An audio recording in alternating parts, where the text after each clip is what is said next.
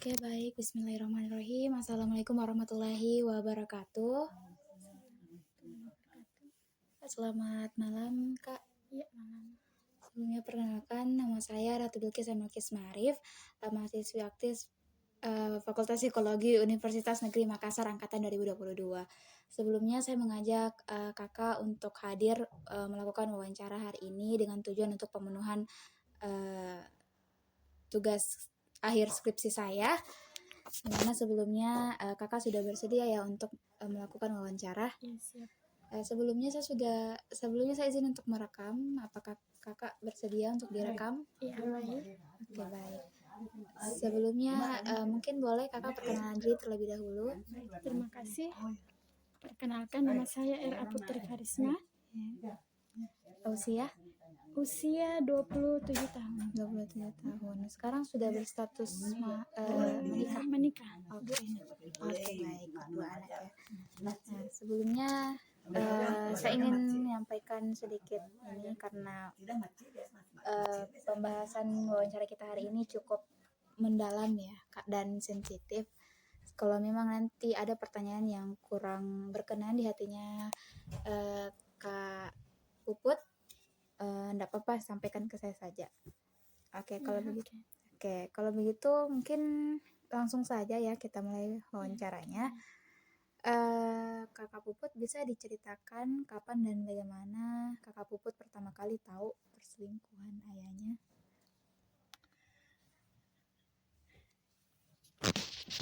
Jadi, pertama kali saya tahu sejak SMP kelas 3, dimana pada saat itu Mama lagi mengikuti KKN di Nrekang. Saat itu kami baru saja mengunjungi Mama di Nrekang. Lalu malam itu saya bersama adik-adik dan papa saya balik ke Pare. Nah, saat sampai di rumah, saya melihat motor berwarna merah. Nggak kedengaran jawaban ruang karaoke. Saya melihat motor berwarna merah. Saya bertanya kepada papa saya, itu motor siapa? Katanya ini motor teman, dititip di sini. Setelah saya turun dari mobil, saya melihat ke jendela kamar seperti ada orang yang mengintip dari dalam. Nah, saat itu saya berpikir, ini bukan imajinasi saya, bukan hayalan saya. Tetapi saya merasa, betul kayak ada orang membuka gorden. Jadi pada saat itu saya masuk di dalam kamar, kemudian bapak juga masuk di dalam kamar. Lalu sampai di situ dia mengunci pintu di kamar. Saya heran juga kenapa saya tidak dikasih masuk. Akhirnya beberapa menit kemudian saya dan adik saya pergi mencuci piring, dan adik saya bilang, coba lihat piring atau gelas di dalam kamar, coba cari yang kotor. Akhirnya saya masuk, kebetulan papa saya itu keluar ke kamar mandi ruang tamu, sedangkan kamar yang ditempati yang ia tutup tadi itu juga ada kamar mandi. Jadi saya heran juga, tapi saya abaikan saja. Nah, setelah saya masuk di dalam kamar itu, saya mau mengambil gelas di bawah ranjang. Nah, setelah saya membungkuk untuk mengambil gelas itu, saya melihat ada kaki di bawah ranjang. Nah, saya shock. Itu kaki siapa? Jadi, saya membaringkan diri ke lantai untuk melihat jelas siapa yang ada di bawah ranjang itu. Setelah saya baringkan diri saya ke lantai, ternyata ada sosok perempuan yang bersembunyi. Saya langsung shock. Kok dia bersembunyi? Siapa itu? Jadi saya langsung berlari keluar ingin memberitahukan adik saya yang berada di dapur yang sedang cuci piring. Baru saya keluar dari pintu kamar itu, dia segera lari untuk menguncikan kami pintu. Akhirnya saya tanyalah adik saya, ada perempuan di dalam kamar sedang bersembunyi di bawah ranjang. Akhirnya saya histeris sama adekku dan mendobrak-dobrak itu pintu kamar supaya dia keluar dan buka pintu. Tapi dia tidak bukakan. Dan bapak saya mungkin kaget juga mendengar kami mendobrak-dobrak pintu kamar. Mungkin juga dia sudah tahu, bilang, saya dapat itu perempuan. Akhirnya bapak bilang, buka pintunya. Tapi dengan badannya saja yang masuk lalu mendorong pintu itu untuk ditutup kembali. Jadi dia berdua di dalam. Nah, keesokan harinya kami itu hampir tidak tidur sampai subuh. Keesokan paginya sengaja saya sama adik saya bangun cepat supaya mau lihat apakah itu perempuan masih ada. Jadi pas pagi-pagi, pas saya bangun sudah sholat, buka jendela, mengintip di jendela, tiba-tiba juga itu perempuan keluar lewat pagar. Sebelum saya keluar dari kamar ini saya mengintip di jendela, langsung saya berteriak, pencuri, pencuri, pencuri. Saya keluar, lari, buka pintu menuju ke pagar. Tapi sebelum saya sampai di pagar, bapak saya tahan, saya sama adik saya, dan meminta maaf sama saya dan adik saya, dan memeluk. Tidak, Cina, itu cuma teman. Dan saya bilang, kalau itu cuma teman, kenapa dia bermalam di sini saat mama tidak ada? Mungkin saat itu saya sudah mengetahui mana yang baik, mana yang tidak ya. Cuma ini adik saya yang masih SD, mungkin kelas 4 atau 5. Saya tidak tahu apakah dia mengerti atau tidak. Ya, saya kira itu. Oke, jadi itu tadi cara mengetahuinya ya. Kita melihat secara langsung kejadiannya seperti itu. Nah, saat itu kita kelas 3 SMP. 3 SMP. Nah, kan kita tadi bilang saat tahu bilang ada perempuan di kamar, kita histeris. Nah, apa yang kita rasakan saat itu? Perasaan apa yang kita rasakan? Shock banget. Shock ya. Apakah ada perasaan lain atau emosi tertentu yang kita rasakan? Sepertinya kasihan terhadap mama yang berada jauh di sana. Kasihan ya. Oke, baik. Nah,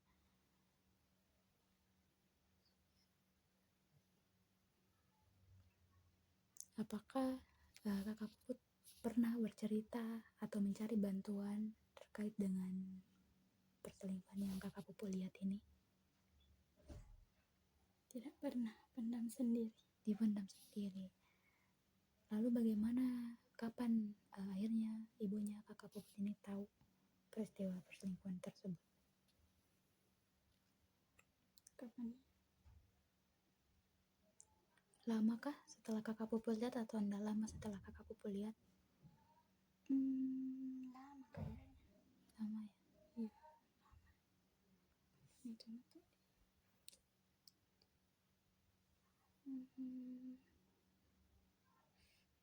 Lupa nih, kapan. Tapi artinya kakak Puput ya setelah lihat kejadian itu, Ya, apakah kakak Puput langsung kasih tahu ibunya kakak Puput apa yang tidak. Nanti setelah nikah baru saya tanya. nikah? Saya nikah, Oke. saya sudah nikah, baru saya berani ungkapkan setelah dia tahu banyak tentang dia. Bahwa kita pernah melihat secara langsung. Awalnya sebenarnya dari begini mah, dari beberapa tahun yang lalu saya tahu. Kapan, usia berapa kita menikah? Usia 20 tahun. Oke. Berarti memang cukup lama gapnya. ya. Oke, nah itu tadi kronologinya ya. Sekarang kakak Puput sudah menginjak usia 27 tahun dan ternyata masih sangat mengingat dengan jelas peristiwa di masa kecil itu. Nah, bagaimana dampaknya yang kakak Puput rasakan terhadap peristiwa itu? Saya rasa mentalnya sudah rusak. Boleh diceritakan lebih jelas, lebih detail? Mentalnya di apa ya?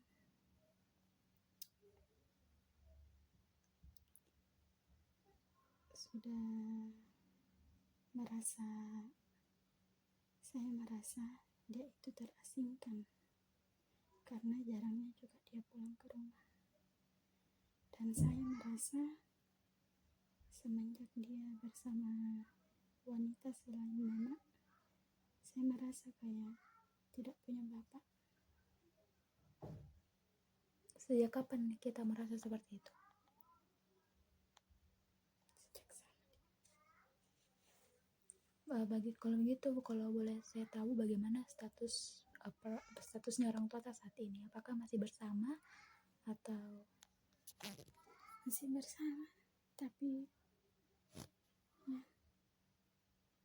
ya sudah banyak cekcok dan sudah sering saya baca chat minta saling berpisah gitu.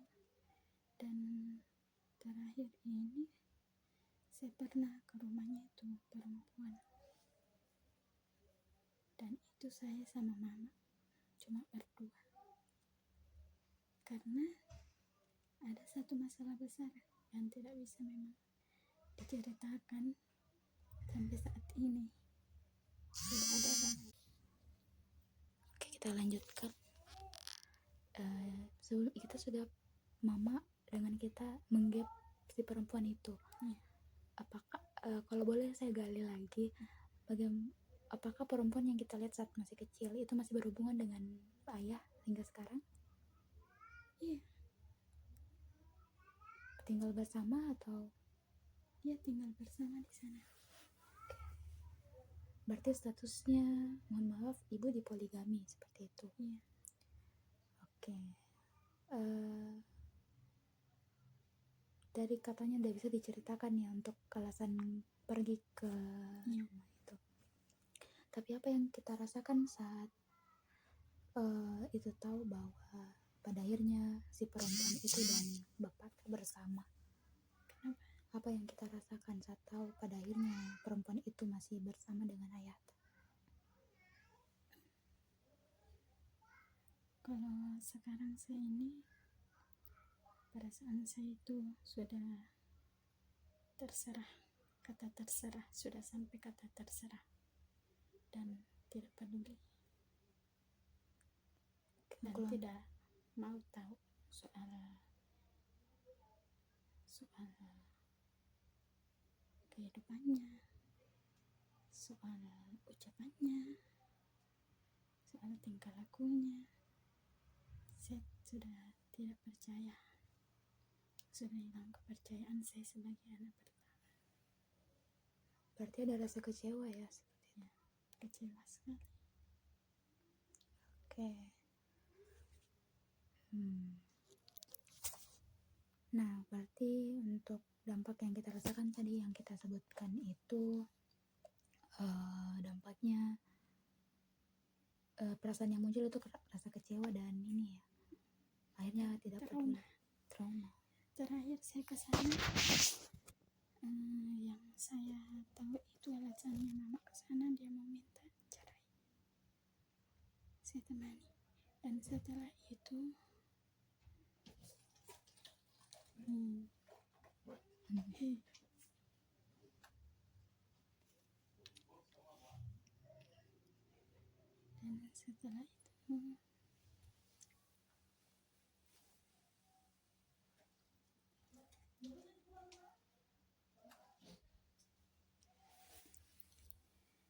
setelah itu ini yang terakhir saya ke sana,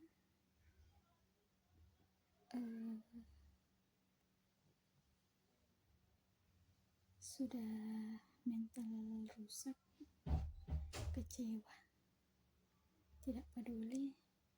Sekarang malah tertambah jadi trauma.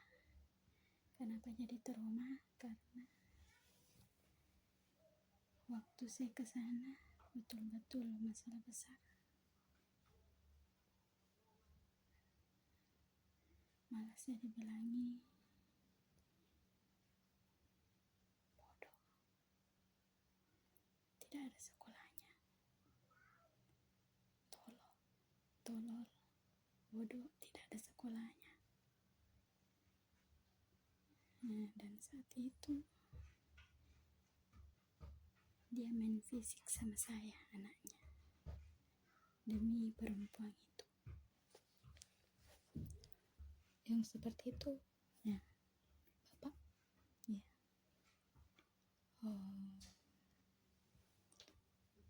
Traumanya karena itu ya. Sampai-sampai saat pas mau pulang, ini sebenarnya tidak boleh saya cerita dan tidak boleh ada orang tahu. Pokoknya hampir selesai hidupku di sana. Hampir selesai hidupku di sana.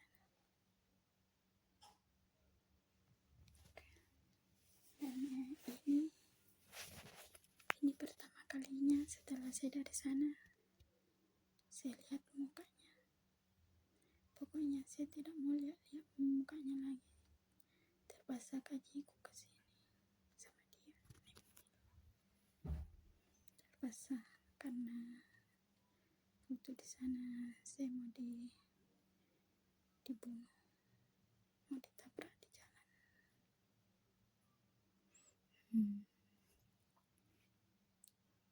Oleh beliau. Oke. Apakah Kakak Puput masih berkenan untuk dilanjutkan wawancaranya? Jadi sekarang itu sesuai tadi saya mau dibaca-baca sama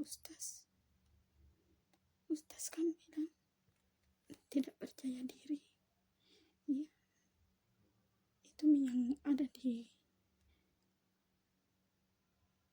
dalam diriku sekarang. Sudah tidak ada kepercayaan diriku, serba insecure. Lihat keluarganya orang harmonis, tapi keluargaku tidak pernah yang seharusnya laki-laki yang jaga kita, tapi justru malah sebaliknya. Jadi betul-betul trauma, tidak bisa diungkapkan setrauma bagaimana. Oke, baik. Berarti memang sangat kompleks ya hubungannya untuk saat ini. Kalau boleh saya tahu, tadi kan kita sempat menyinggung trauma ya. Nah, saat ini kan kasusnya Kakak Puput itu sudah menikah. Nah, dan pernah melihat secara langsung perselingkuhan yang dilakukan oleh ayah. Apakah dalam hubungan pernikahan kita ini kita mengalami trust issue atau trauma untuk menjalin hubungan pernikahan karena melihat apa yang pernah terjadi di keluarga kita sebelumnya? Ya, jadi kalau saya sama suami itu kayak apa ya, kan sekarang saya serba terserah sama laki-laki, jadi kayak ikut-ikut juga suami tuh. Maksudnya karena trauma itu saya juga takut, kalau bukan takut sih, saya abaikan saja laki-laki yang sifatnya seperti beliau. Jadi kalau misalnya mau KDRT atau mau selingkuh, ya sudah, pergi saja. Saya kasih begitu saja suami. Kalau mau macam-macam tah, Dilepaskan ya saja. lepaskan saja. Kalau mau pergi saja. Gitu. Dampaknya itu sama pernikahan saya. Oke. Kalau begitu itu tadi dampak untuk pernikahan ya. Nah, tapi kalau hubungan kita sendiri dengan orang tua, dari misalnya prosesnya dari pas sebelum tahu, pas tahu, dan hingga saat ini bagaimana? Kok baik itu dengan ayah atau ibu?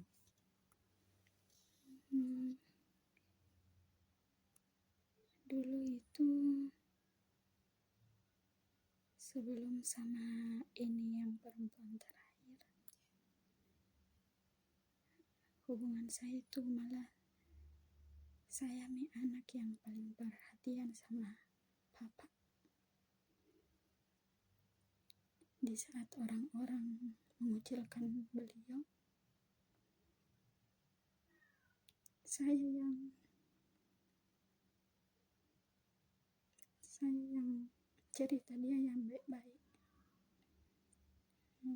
Dia baik, bapakku baik.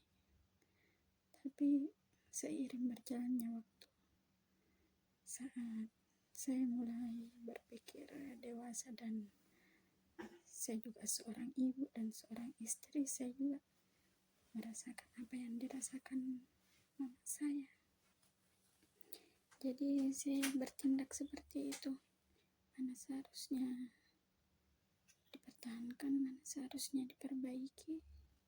Nah, justru malah saat saya ingin memperbaiki dan meluruskan hubungannya mama sama bapak, justru sudah kelihatan sifatnya beliau. Saya yang selama ini percayakan beliau, malah dia yang mensakiti saya berkali-kali. Seperti itu ya, kalau hubungannya dengan ayah sebelumnya sangat-sangat ini dekat, karena anak pertama mungkin juga ya, jadi mungkin relasi antar ayah dan anak itu cukup kuat. Tapi setelah kejadian perselingkuhan itu akhirnya pecah hubungannya. Oke, kalau dengan ibu bagaimana? Kalau dengan ibu, ya,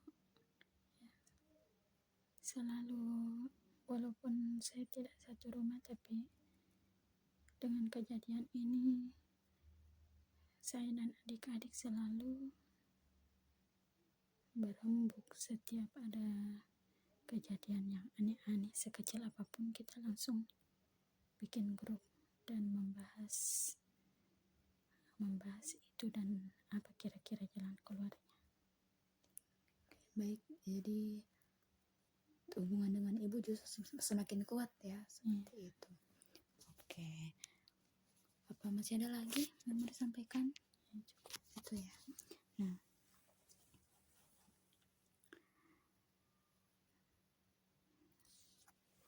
kalau begitu, kalau saya mau gali lagi,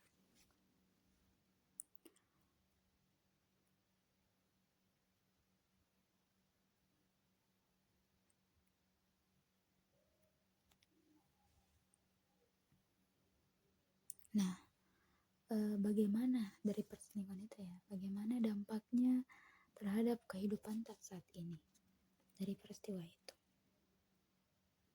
Dampaknya seperti apa ya? Banyak dampaknya sih.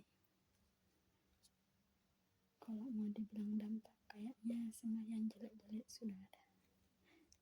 Bisa dijelaskan? Ya, seperti itu tadi dampaknya, kayak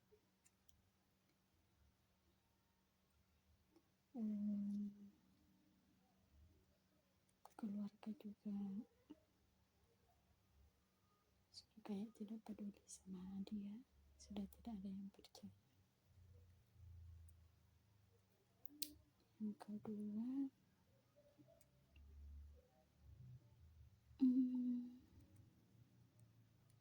ya kayak begitu.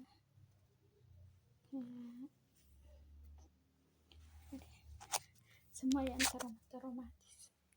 Kejadian memang. Ya. Oke. Kalau begitu, apakah kakak Puput masih teringat kejadian itu?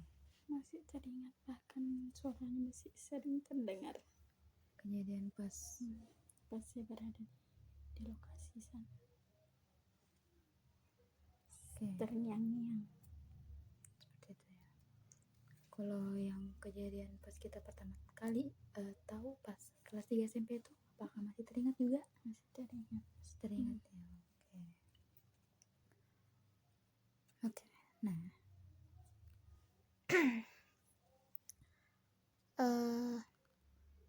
apakah ada ketakutan atau kecemasan tertentu yang muncul kalau kita ingat itu peristiwa?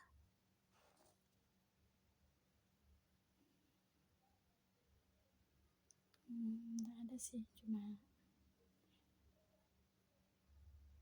istighfar saja. Kalau ingat itu sudah kayak tidak ada harapan.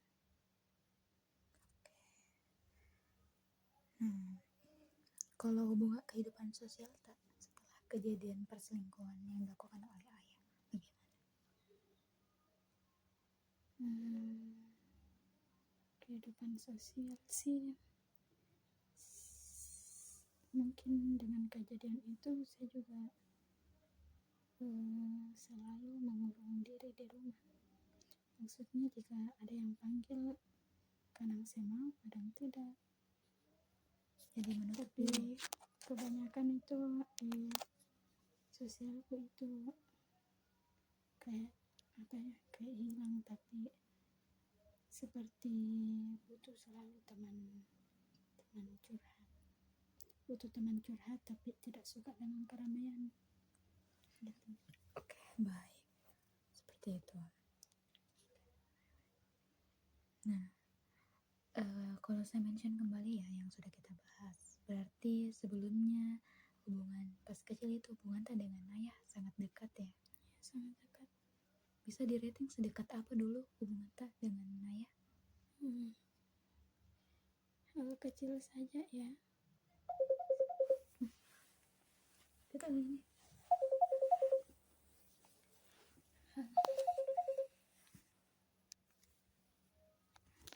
Ya, hal kecil saja itu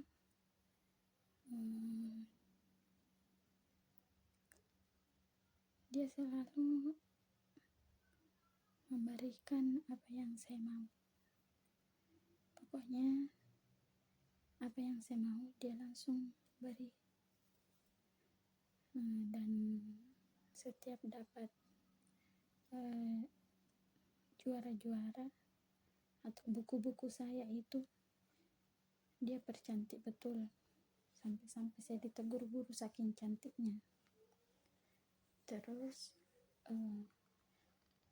dari kecil memang itu, sebelum SD saya kan sering ikut lomba mengaji sampai di tingkat nasional sama beliau, lomba kaligrafi. Jadi setiap ada lomba itu selalu sama-sama. Pokoknya diusahakan lanjut tingkat ini, provinsi, nasional begitu. Jadi yang ajar saya itu apa-apa itu beliau. Jadi kalau teringat masa kecil, aduh, saya sesalkan sekali dia dulu sedekat ini, tapi kenapa justru pas sama itu perempuan jadi hubunganku kayak saya tidak punya ayah gitu. Kakak Puput apakah pernah ada rasa dendam baik kepada ayah maupun selingkuhannya? Ya, sampai sekarang masih dendam Kepada siapa? semuanya. Semuanya. Oke. Jadi itu ya. Apakah berpengaruh juga ke kesehatannya Kakak Puput? Sepertinya berpengaruh. Seperti apa? Wallahu alam. Apa ya? Paling itu penurunan berat badan karena pikiran gitu. Oh iya. Akhirnya kepikiran karena kejadian itu berpengaruh juga ke fisik ya. Terus saya juga jadi sering marah begitu, kayak melampiaskan sesuatu itu kepada kadanglah suami kah atau anak-anak. Apalagi kalau saya sudah berpikiran seperti itu, terus lagi capek-capeknya betul, terus kepikiran, kayaknya dilampiaskan sama anak. Tapi setelah itu ya selalu beristighfar kalau kayak tidak mau lagi ingat-ingat itu kejadian. Jadi memang kejadian itu sangat-sangat ini ya, menorehkan luka di hatinya Kakak Puput hingga sekarang. Dan pada akhirnya dampak yang muncul itu kesulitan juga untuk mengelola emosi. Seperti itu. Oke. Nah, apakah dari peristiwa yang dilakukan oleh Hayata itu mempengaruhi cara pandang kita kepada laki-laki?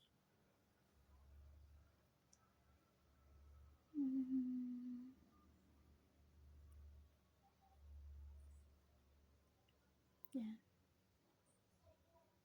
tidak terlalu sih, karena setiap orang kan beda-beda. Jadi kita tidak harus kita tidak harus langsung berpikir negatif thinking. Jadi kita itu kalau sama laki-laki itu ya kenal baik-baik dulu gitu.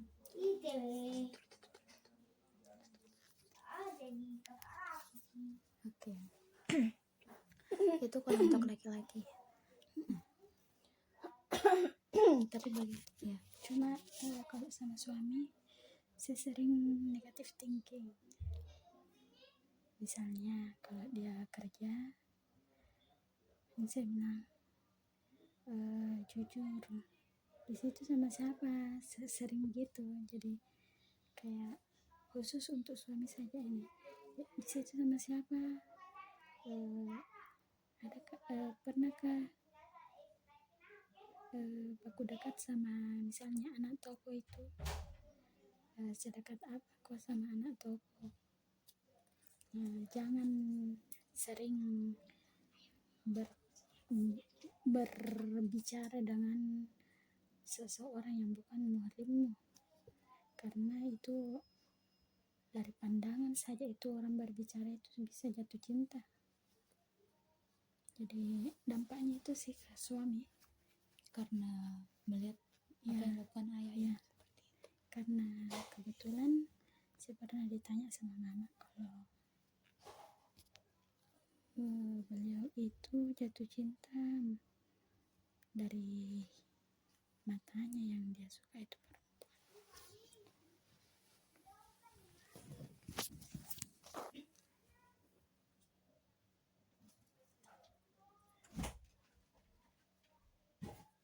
Ada di keluarga? Oh. Oke, baik. Boleh kita lanjutkan? Ya boleh. Nah, berarti itu tadi ya akhirnya mempengaruhi juga kepercayaan tak ke suami. Seperti itu. Nah, kalau saya bertanya lagi, kita mundur ke belakang. Nah, bagaimana tip pada akhirnya setelah peristiwa itu, bagaimana tip idealnya Kakak Puput ke ini ke pasangan? Apakah ada tipe-tipe tertentu yang kita suka atau justru yang kita hindari?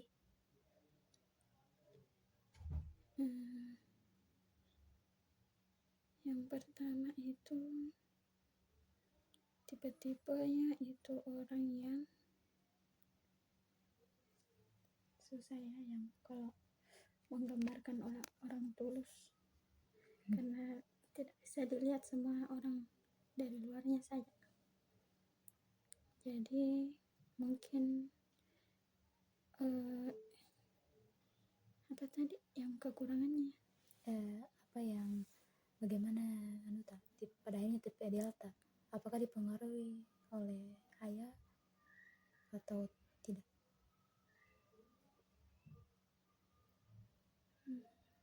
Dipengaruhi sih.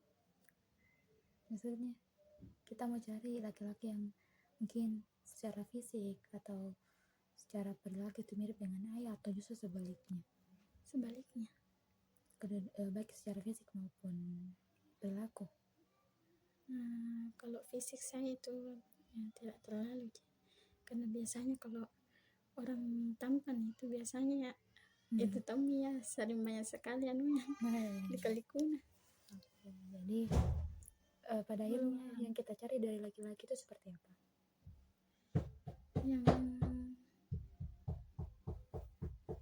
Yang tulus. Masih ada lagi? Yang perhatian. Masih ada? Pengertian, dan yang bisa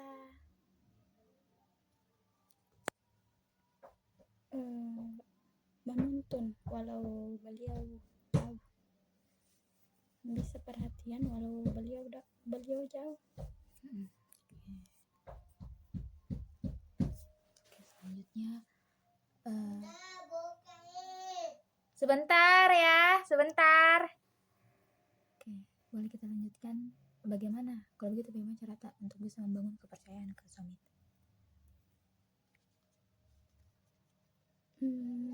Karena suami saya sering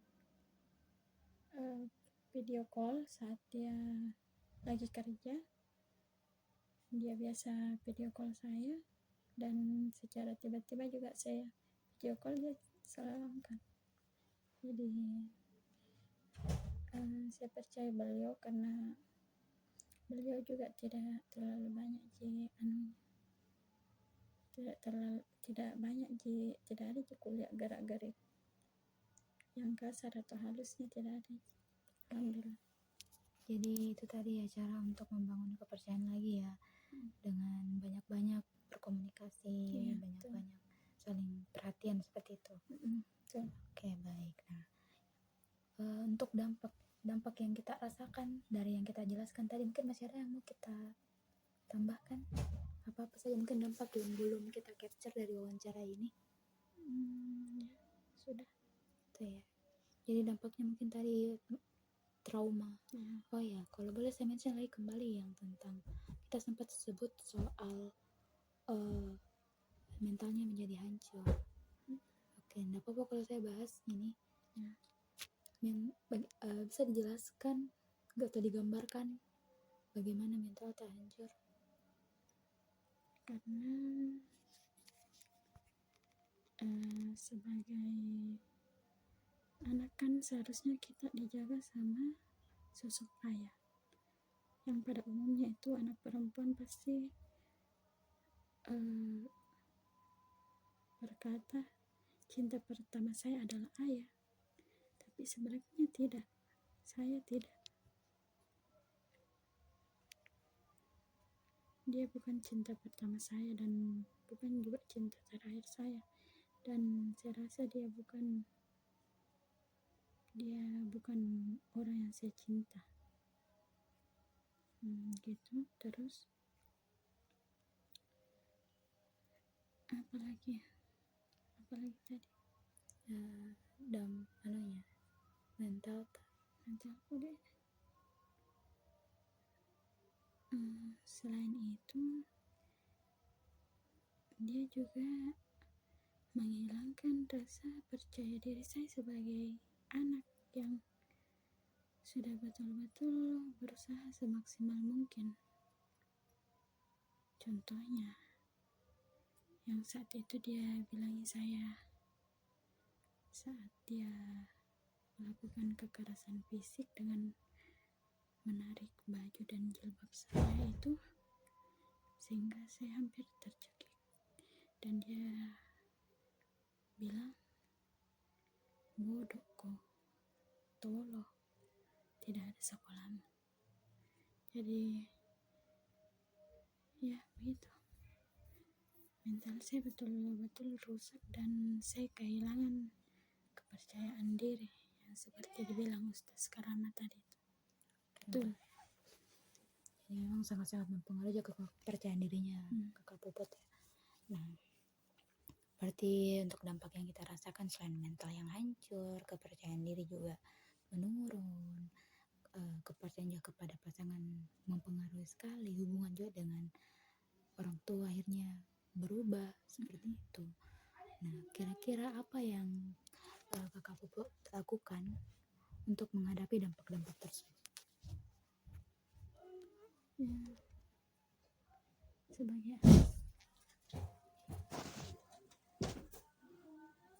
sebagai anak saya tidak bisa berbuat banyak, apalagi ini masalah sudah sangat begitu besar. Jadi apa yang boleh buat kalau kita hanya bisa melakukan yang terbaik untuk mama, hanya sampai segitu, tetapi selalu dan akan tetap diperhatikan mama.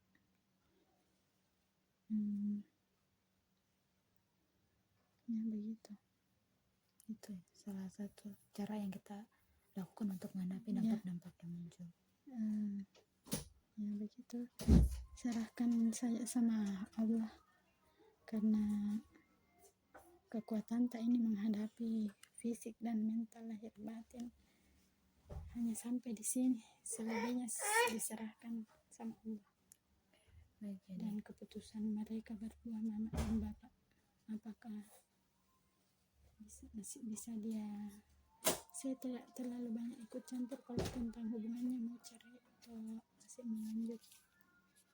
Yang jelasnya mama kan sudah lihat ya, jadi saya sekarang itu seperti tadi kata pertama, terserah dari kalian saja, dan semuanya aku pasrahkan sama Allah, karena saya sudah tidak bisa bikin apa-apa. Sebelum beberapa pertanyaan terakhir ya Kakak Puput, bagaimana, biar saya saja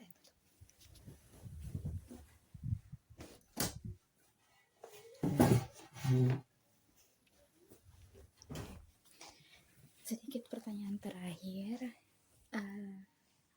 bagaimana perasaan tak ke Bapak sekarang?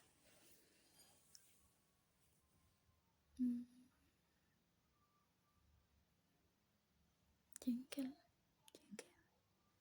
Masih ada lagi? Kayak tidak, saya rasa kayak tidak melihat lagi mukanya. Apakah ada rasa benci? Ya, benci sekali. Apa yang kita harapkan kalau begitu dari ayah? Apakah ada yang kita harapkan dari dia? Saya harapkan saja dia menyesal atas perbuatannya dan meminta maaf kepada mama dan anak-anaknya kalau dia betul-betul salah. Saya harapkan itu dia sadar. Nah, pertanyaan terakhir,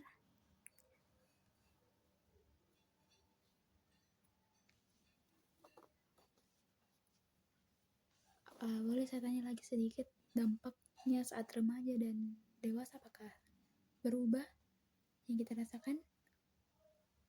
Apa-apanya itu? Mungkin pas saat remaja apa yang kita rasakan, dan apakah itu berubah seiring dengan berjalannya waktu beranjak dewasa?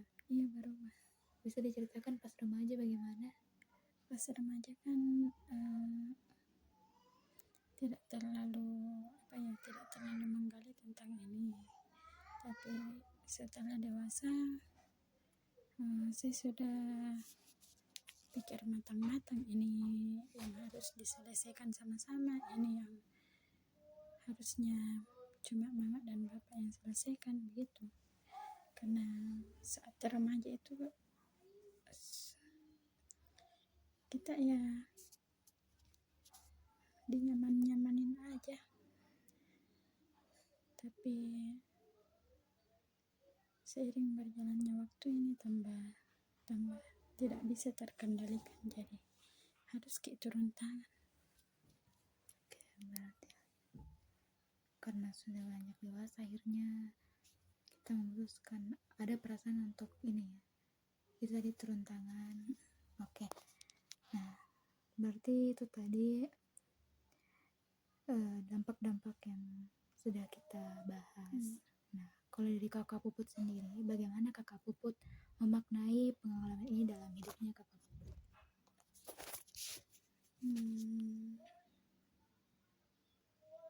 Maknanya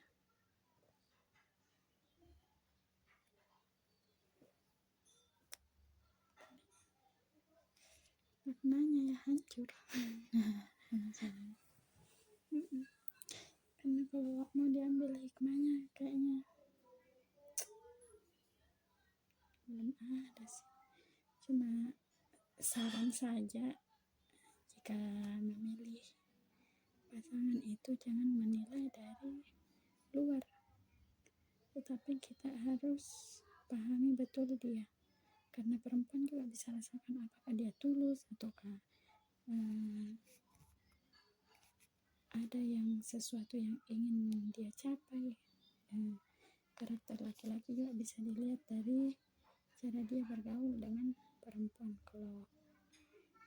Kalau terlalu ramah sama perempuan juga itu mempengaruhi itu baik buruknya lelaki itu, kayaknya bad sekali kalau menurut saya itu begitu.